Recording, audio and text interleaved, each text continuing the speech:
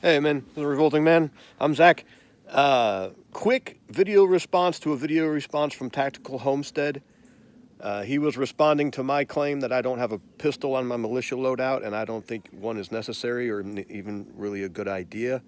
He says he agrees with me a little bit, and he was a thoughtful response. Y'all go check it out. I will try to remember to link the video at the end of this one, but I know I'll forget. Tactical Homestead, and he is his video response to Revolting Man. And he said one thing. He made one statement that to me just clinches the whole thing. And this one statement, and I wonder if he knows which one it is as he's watching this response. Once he made this one statement, I was like, "Well, this is over, young man. We're done here. I won. Sorry, brother." But his, and I'll tell you that statement at the end, towards the end here. So you got to watch the whole video. Ha!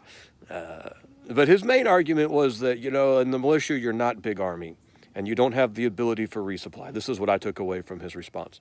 And if you find yourself in need of a pistol, you won't be getting a pistol. And that is a completely fair observation, and is actually one of the main, anyway. And so he points out that we shouldn't be acting like big army, and we should be making our decisions based off of the situation and the intel. And some of you have already seen the logical fallacy there.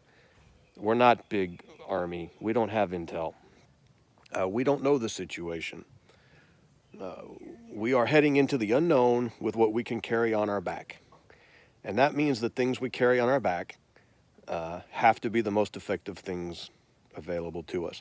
Now, he brought up some excellent points about body armor, weapons lights. Please don't get me started on weapons lights. I've got a video coming on this soon.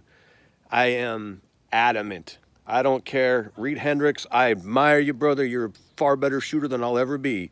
I think weapons lights, white weapons lights, are one of the worst ideas ever. Terrible idea. Video coming on this. Night vision, he talked about drones, which I don't think, the Marine Corps did some experiments with drones at the squad level back when I was in the late 90s, and they were not effective at that point for what they did to decision making at the squad level. Not because the technology wasn't effective, but because they were giving squad leaders too much information, and they were slowing down the violence of the attack.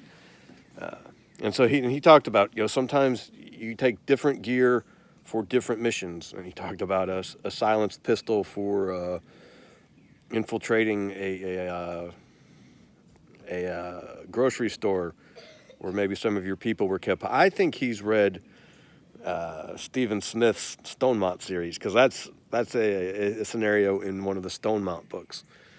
If you haven't read those, they're worth the read.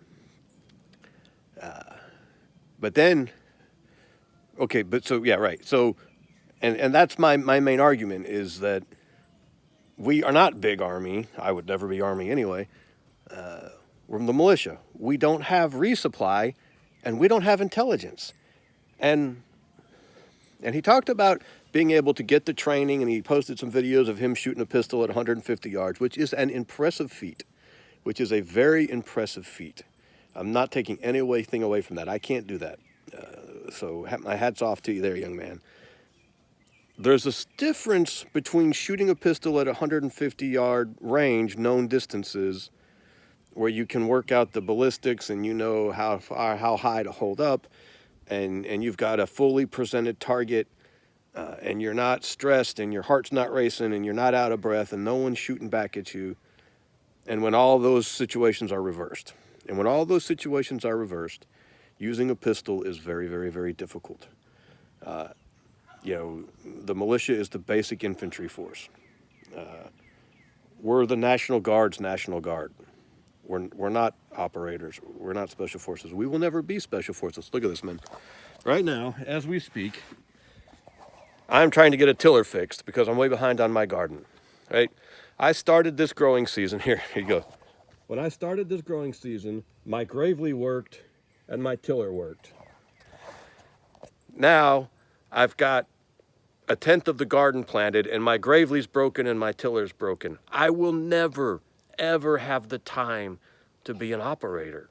Never, ever will I have the time or resources to go take the classes I would need to be effective with a pistol in a combat situation past 25 yards or even within 25 yards. But here's the statement he made that clinched it for me, and should have. And I'm pretty sure he knows what he's saying, what it is now.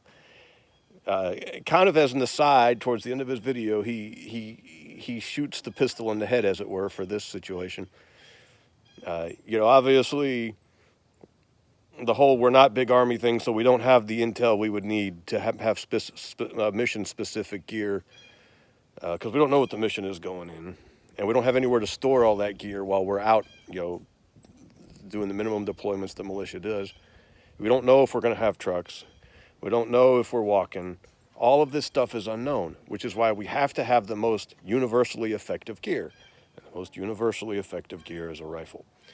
But then he shoots it all in the head when he says this one line. He says, pistols aren't really effective, or what do you say? Pistols aren't really good at killing.